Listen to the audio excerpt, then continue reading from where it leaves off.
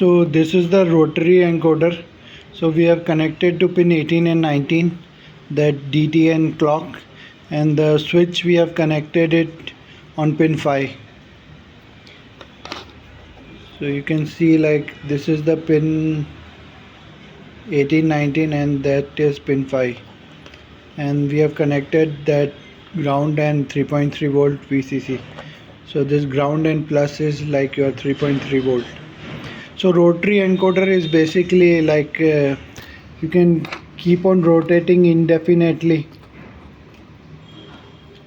in any direction, clockwise or anti-clockwise, and like how much you rotate in a particular direction, like it will increase the count.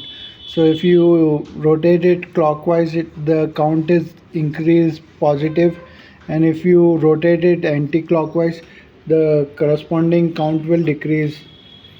So if you keep on rotating in anti-clockwise, it will go into negative and then increase in the negative direction.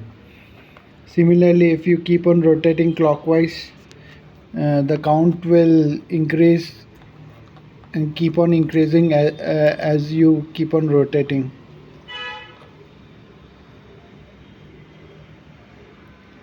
So let's just see in the code. So this is our code. So this is kind of a Mario game simulation. So when I click this, like I'm first setting my pin 5, which is my switch, to input pull up. Then I'm like attaching a trigger to that pin, and then I'm like attaching the rotary encoder to pin 18 and 19, and like in the forever loop I'm like getting the rotary count, and like how much is the count, I'm adding it to the X position, which was the starting position, which was like minus 190. So I'm adding and setting the current X position to that.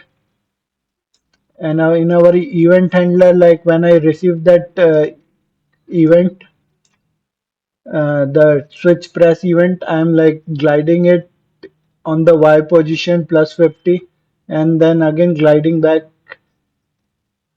after the new Y position minus 50, so to reach the original position back. So this would create a kind of a jump effect.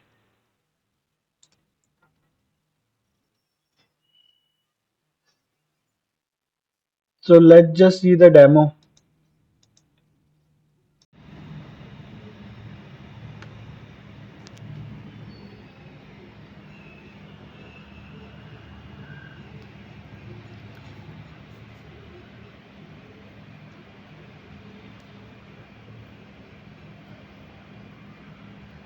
So you can see like when I increase in clockwise, it goes forward, and when I rotate it anti-clockwise, it goes backward, and when I press the switch, it will jump.